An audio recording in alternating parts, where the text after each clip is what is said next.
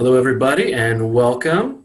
Today, we are excited to have Alaina Pascarella here at TLC presenting on general education. It's on all of us. Please welcome Alaina Pascarella. Please take it away, Alaina. Awesome. So what we're going to talk today about really is how general education kind of works across curriculum. A lot of times we tend to think of general education as happening only in the Division of General Education, and that's not really the case. And there are several reasons for this, and so we're going to really be kind of exploring that today. So the first thing I want to do is kind of give you a background on what's happened in the Division of General Education in terms of restructuring what general education is. And we did revise the general education curriculum with faculty and deans for the 17-18 academic year. And we moved away from a model that had been really about competencies and subject areas to this idea of core competencies and competencies. And part of that was to better align our core competency with WASC standards.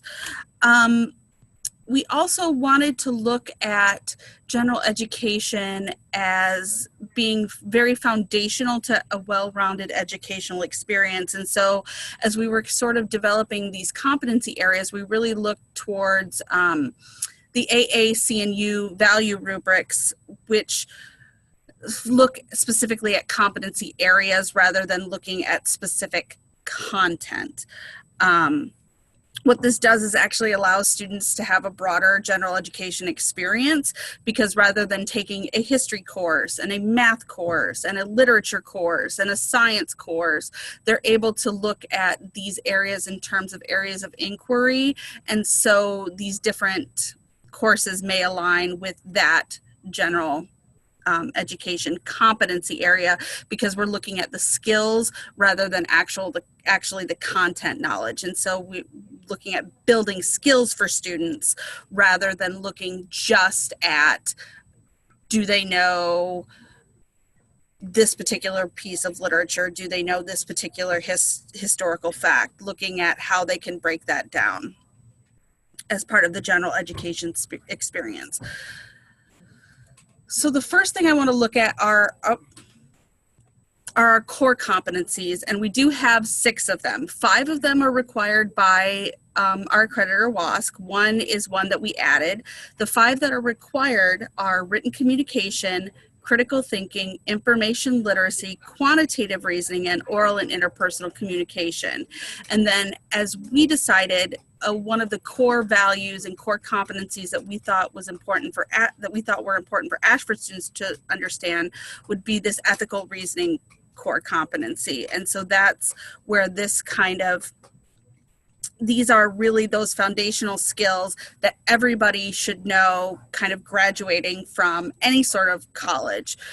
They should be able to communicate effectively, think critically, understand the information that they have, and be able to kind of reason things out. I'm going to go through each of these core competencies very briefly to kind of give you an overview of what they are, and you'll kind of see how these might be interwoven into majors a little more effectively, because these are so foundational. Obviously, written communication is just the ability to create and transmit meaning in written form. When we look at oral and interpersonal communication, we're looking at that from a verbal standpoint. We're also looking at that in how we communicate with others and understand the meaning between others, and how we use language and speech to transmit those meanings. Critical thinking is probably something that is so important, and that's really when we're looking at a set of skills and strategies for making decisions about what people ought to do or ought to believe. It's really looking at how students analyze their own thought processes, able to identify fallacies in everyday use, and use kind of the essential skills of argumentation as they analyze and evaluate information. And so a lot of times you'll see these core competencies kind of overlapping with each other. because critical thinking and information literacy do tend to go very hand in hand, because information literacy is really about recognizing what information is needed, where to locate it, how to evaluate it, and then effectively use it in order to communicate a message. So information literacy is really something that's really important today when we start talking about kind of the state of the world, understanding what information is credible, what information is acceptable to use in academic writing, but also in our everyday lives, and how we kind of differentiate between that. Quantitative reasoning is really looking at how we understand kind of the basics of data and math, and looking at not only, it's not just about being able to solve a math problem, it's about being able to look at, maybe you're looking at an article in a newspaper and you see these statistics, and understanding what those statistics mean in the larger scale, and really being able to understand and reason out, is this data valuable? Is it not valuable? Has it been manipulated? Things like that, and understanding kind of those core bit of reasoning in terms of actually using quantitative data rather than qualitative. And then, of course, ethical reasoning is really just looking at the history of decision-making activities and how they affect contemporary social issues. So looking at things like moral character, virtues and vices, commitments, attitudes, personal relationships, community involvement. So it's more than just looking at what's considered to be right conduct and wrong conduct. There's all sorts of layers to that. And so a lot of these may play out in majors. There are a lot of courses and majors where you may have to take a course in ethics. Just because, say you're a business major, ethical business practices are really important to being a good business person. You don't want to cheat, your employees, and you don't want to cheat the people who are buying your product, and you want to make sure that all that kind of goes hand in hand. So that's where you probably will see a lot of these core competencies intersecting in your majors, and we do currently align a lot of rubrics with these core competencies, reinforcing them across curriculum. A lot of that happens in our standard waypoint rubric criterion, which you've seen, things like control of syntax and mechanics, anything that has like critical thinking or applied ethics, those standard sort of waypoint rubric criteria, that's where a lot of that really falls into place. These next competency areas is where it can get a little bit trickier when we start talking about aligning assignments with some of these core competencies, and each of these core competencies or competencies have a set of learning outcomes attached to them. And so it's a set of what are the skills that we think students need to be able to do in order to demonstrate that they can think critically, that they have information literacy skills. And a lot of that is available in the course catalog. Of course, you can always reach out to me. I don't want to get into kind of the nitty gritty of these are the sets of skills, because we could kind of talk on that for hours, and we don't have that much time. The next kind of area are what we consider our competencies. And whereas students taking a general education course that meets one of the core competencies, they would need to get a C- or better. These competency areas are courses that if a student were taking them, they would have to get a D- or better. So they're not as considered as core to all of learning. But these specific areas are digital literacy, civic responsibility, intercultural and global awareness, aesthetic awareness and reasoning, scientific reasoning, and foundations and skills for lifelong learning.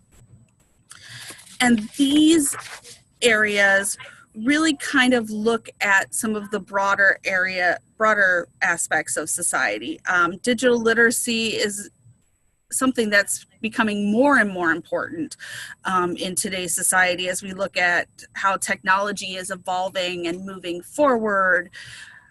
it becomes more and more important for students to know how to effectively utilize technology and protect themselves as part of society, because it's no longer good to be kind of off the grid as far as technology goes. Everyone is interacting in social media. A lot of news sources are coming from online, and as we've seen in kind of history, just in the last few years, understanding the impact of social media and how we get our news and how we understand what's kind of going on in the world around us is becoming increasingly more important when we think about it in digital terms.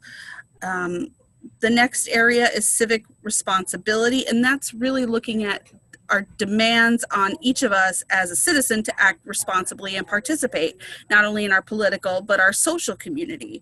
And so looking at what it means to be a responsible and caring member of society. Intercultural and global awareness seems pretty self-explanatory, and it's looking at and understanding issues through the lens of various cultural perspectives. Something that we really want to look at is how we determine our identities and influences and practices that kind of shape the diversity of culture. When we look at the culture here in the United States, it's very diverse, people coming from various backgrounds. And so being able to understand and develop an awareness of that and how those lenses and those influences affect issues in our community on a global scale, not just so much in our individual little corners of the world. Aesthetic awareness and reasoning is really our ability to examine life and objects kind of through this lens of understanding beauty and artistic taste. And so it's looking at how we interpret creative works and how creative works maybe affect our society and influence culture, and all of those aspects that kind of really delve into what makes us human in terms of the human experience and how we experience the world around us and understand art, for lack of a better term. Scientific reasoning seems pretty self-explanatory. It's how we kind of understand and can work through the scientific process to understand the natural world. And so being able to apply scientific method and interpret data gathered through research and propose solutions to problems happening in the world around us using kind of that scientific theory. So it's not just being able to recite and understand a theory like evolution, but what impact that has on how we understand problems happening in our world and what steps we might take to solve some of those problems. And then foundations and skills for lifelong learning is something that kind of encompasses everything that we do in education. Really knowing how to be successful in academic pursuits and really kind of consider the reflective piece of the learning process and how we kind of understand how prior knowledge and experiences kind of can be integrated into what we're learning what students are learning to kind of create something new, so that they're constantly able to evolve and change and have that kind of transformative learning experience, that it's not just a set of skills and a set of knowledge that they have, where they're kind of doing that rote memorization, really understanding how they learn their process by which they do that, so that they can really kind of put together their prior knowledge and experiences with what they're learning. And so it's really that application piece. And that's where we get into things like metacognition. EXP 105 is the course that really meets this foundations and skills for lifelong learning. And there's a reason why we've kind of set that first in our gen ed curriculum, because it is so important to be able to understand how you learn in order to learn better, so that down the road you're able to take that information in and constantly grow.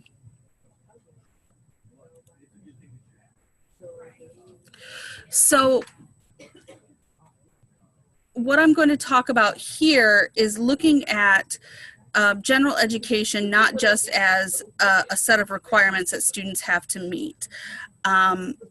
Currently, in order for a course to be considered to meet a gen ed requirement, there are courses outside of the gen ed sequence that do meet these particular areas, then the course learning outcomes have to align with 75% of the gen ed learning outcomes.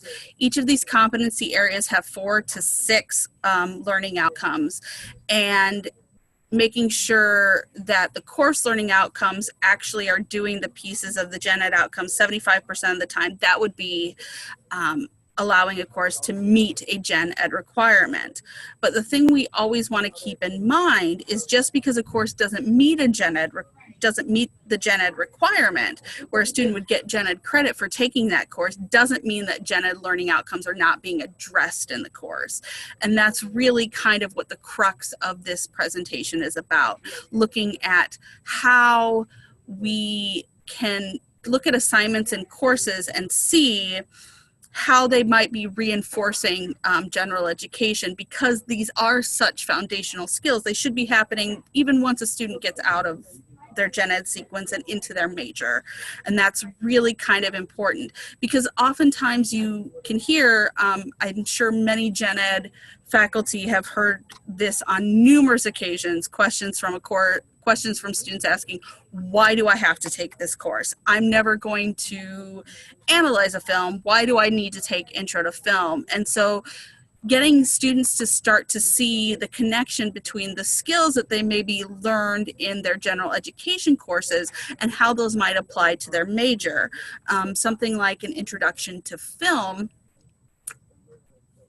looking at aesthetic, which would meet the aesthetic awareness and reasoning component, understanding how we interpret visuals actually might be beneficial to someone in a marketing degree who are putting together print ads, or they're putting together commercials. And so understanding how the choices that we make in a film in order to get meaning across would be the same kind of skills that they might need in their marketing degree. And so looking at how those pieces might interact and really getting into what the assignment is asking and how they might relate to some of these general education, these broader general education competency areas will be really important for students moving forward, because it makes that connection between what is being done in general education and what is being done in their major. So I just want to take a few minutes to talk about some, and I don't have a slide for this, but just to kind of talk about some assignments and some things that we might be doing in our own classrooms. And this is really where I encourage you to, we're going to talk through the chat and really kind of look at some of the assignments that you might see in your own courses that might be reinforcing these particular areas. So I'm going to just kind of end this slideshow. And we're going to go back to the Zoom meeting, and I want to see if I can see the chat.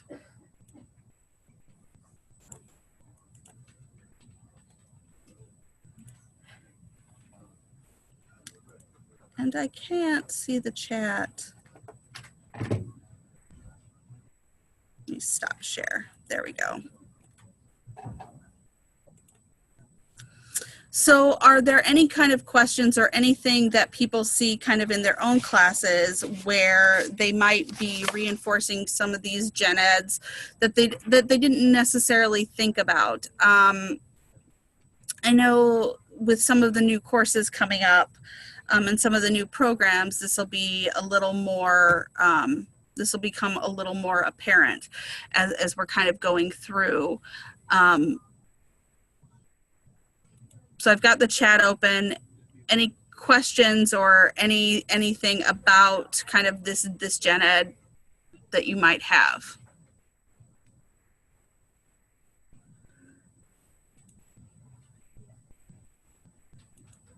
Not seeing anything coming across in chat.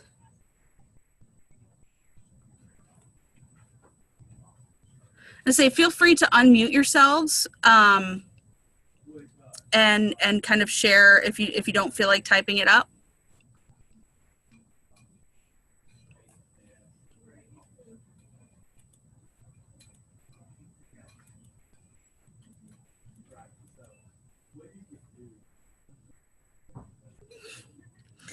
Yes, Wendy, I do see that a lot of you, a lot of those kind of already in here are really part of the Gen Ed faculty. So you really kind of already see that importance. So one of the things too, thinking about is kind of getting that message out to other programs to talk about kind of how we can collaborate with other programs to kind of work to get Gen Ed kind of in that vein, so that it is kind of going across curriculum. And so what are some ways that we could collaborate with those in other majors and other programs to kind of get the message out about general education and how this might connect? You could think about it in terms of kind of assignments that are happening in your Gen Ed and how that might work in other courses. For example, the digital literacy course right now has an assignment where students are doing a resume. And so building and looking at how digital tools can help them in their professional pursuits, or how social media might impact them as professionals. And so looking at something in the business degrees in particular, understanding social media presence, especially when you start talking about marketing products, really kind of understanding how that might have an impact, and kind of getting those skills out so that they understand what that is.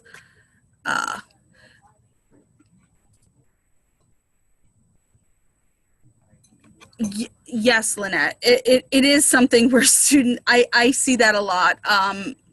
Prior to working as a faculty member and working in assessment, I had worked in some of the gen eds as a teaching assistant back when we had those.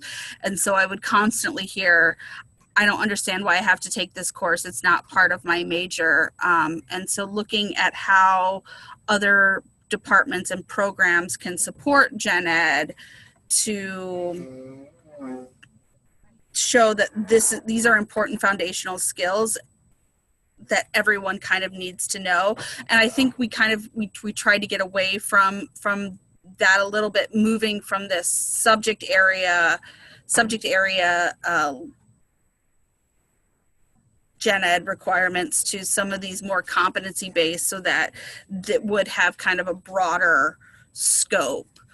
And I think part of it is to understanding how just because a course maybe doesn't meet a gen ed requirement doesn't mean gen ed's not in that course, because these are really foundational skills.